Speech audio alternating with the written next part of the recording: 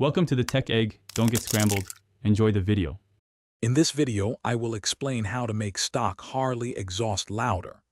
This easy method focuses on modifying your existing mufflers to achieve a more robust sound. We'll discuss the simple steps involved in removing the internal baffles, which are designed to quiet the exhaust. This modification can be done with common tools you likely already own, making it a cost-effective way to enhance your bike's presence. Before you begin, gather your essential tools. You'll need a power drill, a long drill bit, and a sturdy pry bar. It's crucial to ensure your Harley's exhaust system is completely cool to the touch to prevent burns. Always prioritize safety by wearing protective gloves and eye protection throughout the process. Having the right tools and taking safety precautions will make this task much smoother. Now let's get to the core of the modification.